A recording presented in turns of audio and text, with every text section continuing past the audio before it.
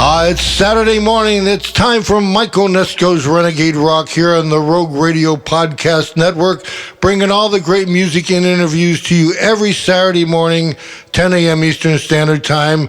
We have Addie Lee up and running now. We have Stoney Curtis up and running. Our interview with Danny Coker is up and running. And today we have a very, very special guest, one of my idols, Mr. Frank Marino from Mahogany Rush. Frank, welcome to Renegade Rock. Well, thank you. Thank you for having me. Frank, I have to tell you, I've been a giant fan of yours for a long time. I saw you at Winterland. It was Ruby Star, Mahogany Rush, and Black Sabbath. I was like hooked. I very much remember that night. And he came out and introduced you as Rush. Yeah. And you came out and said, "No, we're Mahogany Rush." And Right. Yeah. But anyway, so Frank, you're such a great guitarist. Who was the first guitar player that you ever saw that made you, say, "This is what I want to do"? Well, it wasn't like that for me. I never. I mean, the first guitarist as a guitarist, let's say, that made me think about, wow, that's really cool, was Jimi Hendrix, obviously. But that wasn't the reason I was playing. I mean, I liked bands. Where I came from, I liked the music. And whether it was a guitarist that was doing it or I never compartmentalized it into the guitarist, the bass player, the drummer, blah, blah, blah. And I wasn't. The music was first, right? Yeah, I was a drummer myself. I was a budding young drummer that thought maybe one day I'd be a drummer. Really? That's pretty interesting. Yeah, but guitar became the instrument that I played, and it was only after I played for a while that I started to look at bands' guitarists, as separate from the rest of the band. Right. But it was really Jimi Hendrix that made me start looking at things that way. Yes, well, he did that for a lot of us too, I'll tell you. But I mean, there were it turned out that all the bands I liked happened to have guitarists that you could say were influencing me. I liked Quicksilver Messenger Service, and I liked the Allman Brothers, and I liked Santana. And at those days, that's the stuff that I was listening to. Now I like the Doors, and that's completely different. Wow, that's cool. There was no real heavy guitar in the Doors, but they had good songs. Yeah, they had great tracks, and their guitarist was very unique, with what he played. Yes, he was. Bobby Krieger. Yes, he was. And, I was always sort of influenced by that genre of music, that time. It was more like the overall picture that was shaping my guitar. Plus, I liked jazz, and I liked blues. I liked jazz because I was a drummer. God, you're you have so many great jazz licks. When I'm listening to your stuff, I'm going, man, Frank, you should have put out a jazz record. Yeah, I would have done that if I was a real jazzer, but I didn't want to, put out a jazz record that's kind of like not exactly perfect jazz. Right, and then I'd have all the jazz people saying, "What's he doing?" What's he doing? Yeah. How dare he? How dare he? Yeah, and I had enough of how dare he with the whole Hendrix thing for years. Oh, that must have drove you crazy. I mean, to me, yeah, it drove me mad. To me, you were like Trower. I mean, you guys got compared to Hendrix, but you had your own sound. I mean, we all were influenced by that guy, but it doesn't mean, No, I didn't mind people seeing the influence, because I personally spoke of the influence. My goodness, my first album I dedicated to the memory of Jimi Hendrix. Right. He had died. I wasn't hiding it, but when the journalists started to invent stories, as journalists often do. And we all know what that story is. Yeah, and they invented these ridiculous, really, really ridiculous stories, something you'd expect to see in a tabloid or something. And they would put that out as if it was true. And then some people would say that I said these things, and it was I know. And that hung over your head for a while, too. Oh, it just got horrible. So I began to write songs, tongue-in-cheek songs, joking about it, basically. That song "Making My Way" that you wanted to play. Right. That's basically a tongue-in-cheek version. It's like, okay, here it is. Come back from my grave. Sure, right. Because what was really weird about that story was it is true that I went to a hospital, and it is true that I learned to play guitar while I was in the hospital. But that was in 1968.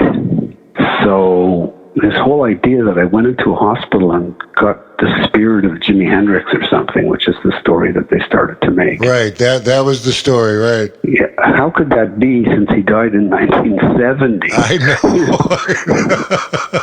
And I would try to tell people, like, hey, wait a minute, like, your math is wrong, like, this is no way that I said this, your math is wrong. It must have been incredible for you to have all that success thrown on you at such a young age. Well, I didn't even know it was happening because I was still recovering from the acid trip. Right. It took me many, many years to recover from that acid trip. And playing guitar was part of the recovery. Like, that's why I played guitar. Just to sort of have something to do other than live in that horrible trip.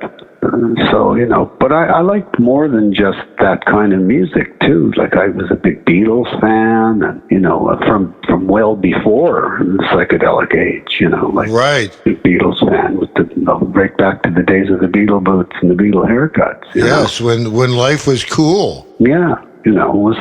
All of that was the background music of our lives. Yes, totally. And to this day, if you say to me, well, what do you want to listen to? It's going to be something from that era. It's not going to be something from a later era. And we're lucky that we grew up in that era, and because the music today is wow. Yeah, and it's obvious that it was the golden era because people today are still listening to the music from that era. I know, isn't that crazy? Now, to show you how crazy that is, just put yourself back in 1969 or 67 and imagine that everyone then would be listening to music from 1905. Yes.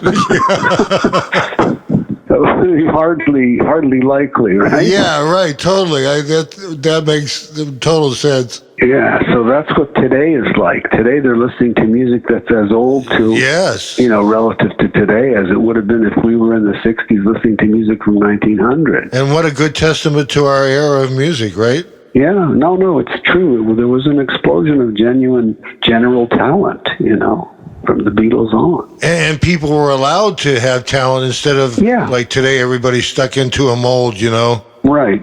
There's too much. Look, if you remember the thing that was said in those days quite a lot was to be a nonconformist. Everyone wanted to be free and everyone wanted to be a nonconformist. We were anti-establishment. Now it's like everyone's conforming. And I don't get it. People are conforming in music, they're conforming in politics, they're conforming in all kinds of things.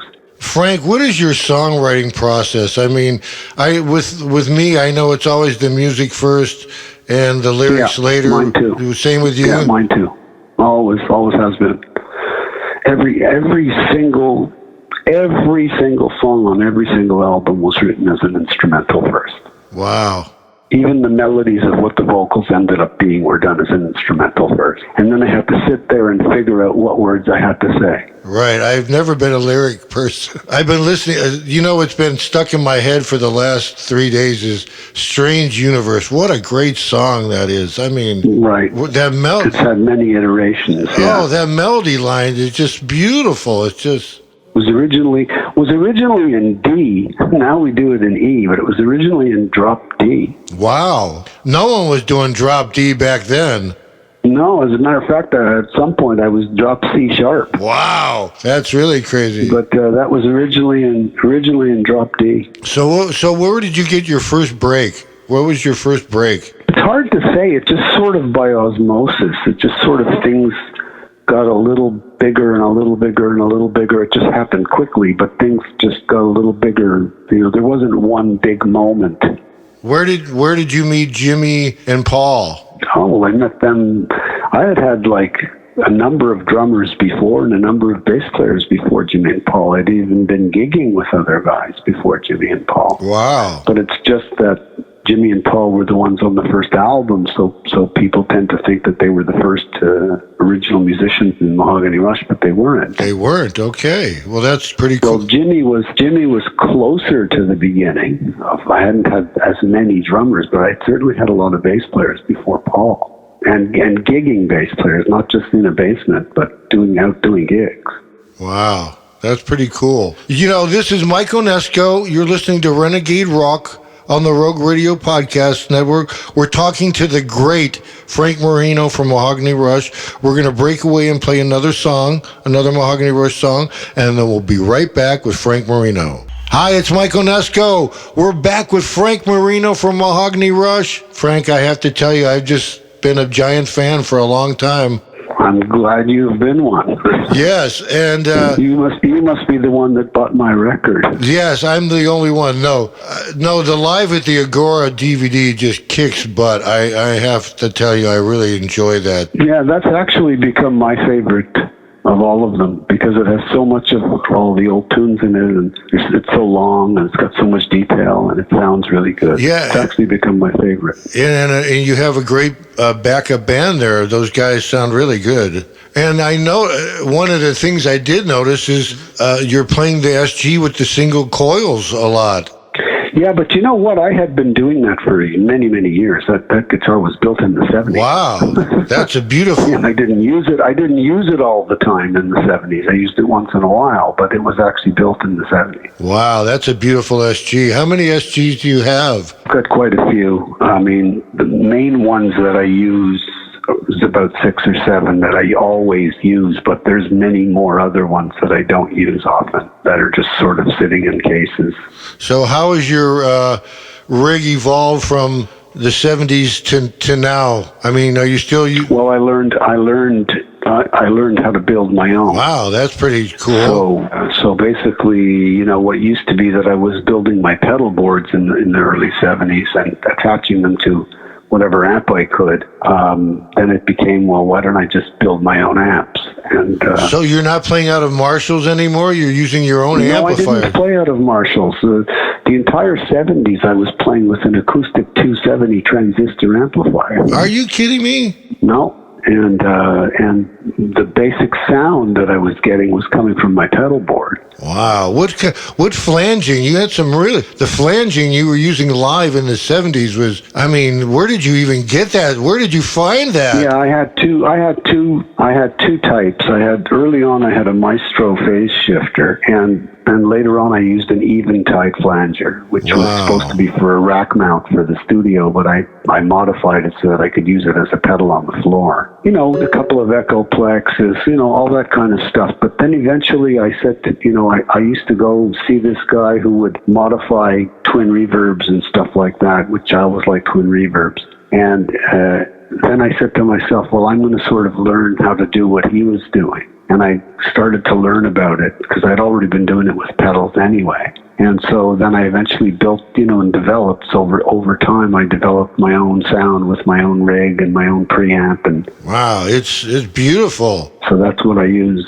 What you might find interesting is what I'm about to do now is I'm about to put out 3 of my pedals that I built many years ago. Wow, good for you. Good for you. It might be nice if I rebuild them and reconstitute them and build them like on a 1-by-1 order basis. People order them. They don't mind waiting. I'll build them, I'll sign them, and they'll get my sound. Are you kidding? Getting a hand-built pedal from Frank Marino? I don't think they would mind waiting. Well, that's really going to happen. I mean, God willing, it's going to happen. You know, we're working on it now. So there's, fantastic. There's three different pedals that I'm going to put out there. The main 3 that I've used for pretty much everything. What kind what kind of road do you use? A Univibe or a Rotovibe? No. I'm talking these particular pedals are types of distortion. Oh, distortion pedals. Okay. One is a clean boost, and it's just a clean boost. It just gives you a heck of a lot more level if you want to use it to drive your own amp into distortion. So that's one of the most natural ones. Right. And then one is an overdrive, obviously, but but with a full EQ. Wow, that's cool. And the other one is a super fuzz, more like overdrive and fuzz. Wow. And so if you're familiar with not too many of us remember the fuzz face, you know. yeah, no, if you're familiar with the DVD. Oh yes. Like the fuzz is the thing I'm using when I'm doing Electric Reflections of War and I'm doing all the bombs and all that stuff. Oh, wow, that's good to know. That's my fuzz. Wow, that's cool. And the overdrive is the thing I'm using when I'm doing most of the other solos in the songs, like the solos that are in songs, right. like in musical songs. And the clean boost gives you the kind of sound I get when I'm playing the cleaner stuff, like the blues stuff and Buddy. Yeah, that slow blues on the DVD I was crying listening to it the other night. It was just, it was, you know, I love your version of King Bee off the 70s live, Mahogany Rush live. I mean, your playing on there is so unbelievable. I mean, Joe Bonamassa doesn't have nothing on you, baby. Well, everybody's got their thing, you know? Everybody's got their thing. Yeah, I know, but you are so fast on that version of King Bee, and then the live blues on the Agora DVD is just beautiful. It's just gorgeous. Yeah, we just put out on YouTube an unreleased blues tune from the Agora. Just came out. That's the one I'm talking about. Yeah, that's the one I'm talking about. 3-4 days ago. Yeah, just beautiful. That would be the clean boost pedal. Wow, that's very cool. And then what kind of wah-wah are you using? Are you using a Crybaby or a Vox or? Yeah, it's like a Crybaby modified, you know, to have more options, if you want to put it this way, you know, Crybaby type of thing. And how about your Univibe? Are you still using a Univibe or? I don't use a Univibe. I have a Univibe, but I very rarely have used it. I much prefer my Eventide flanger to my Univibe. Wow, that's interesting. Yeah, I very rarely used the Univibe. Just a few times I used it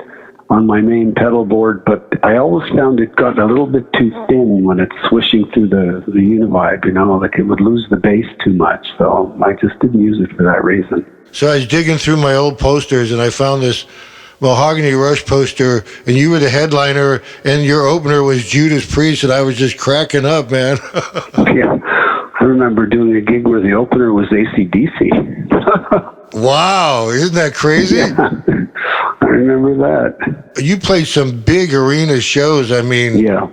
I mean, I saw you Day in the Green in Oakland. Oh, for Bill Graham, yeah. Yeah, those are the Bill Graham dates, yeah. Yeah, Bill Graham. And all that was where the Winterland dates came in, too, yeah. Yeah, I saw you the Winterland show with Ruby Star, Frank Mahogany Rush, and Black Sabbath. And Winterland's gone. It's an apartment. I know. Oh, yeah, I know. It's sad. Some of the best music I've ever seen. And then I actually got to work for Bill Graham at one point. I was so happy, you know. I was like, yeah, there'll never be another promoter like Bill. No, there were never. He changed the face of rock and roll. That's for sure. Yeah, there'll never be another promoter like Bill. So what's in store for Frank Marino right now? What's going on? Well, I have a little bit of a health problem. I don't want to get into the details of it, and that's really what made me stop touring. And I'm just, you know, people assure me that it's something that may fix itself in time. And so it's not life-threatening or anything like that? Not at the moment. Sometimes I wish it was. So no, don't say that. Don't say that. It's really, really not good. I have severe arthritis in my hands, and it's like a fear of that I'll never be able to play guitar again, and it's sort of scary. So yeah, I can understand where you're coming from, my friend. But you know what? I mean, if things get better and God's good to me, you know, like he you know, restores me, well, then yes, I'll probably go back out and play again. But at the moment, all I can do is just, you know, play while I'm here or whatever, you know. So, Frank, I before we're running out of time here, before I take off, do you have any last words you want to say for any up-and-coming guitar player that wants to, you know, be a guitar hero or just a musician in general? Well, I mean, I tell them all the time, you know, try to concentrate as much on your tone as you do on your playing, and then try to concentrate as much on your phrasing as you do on your licks,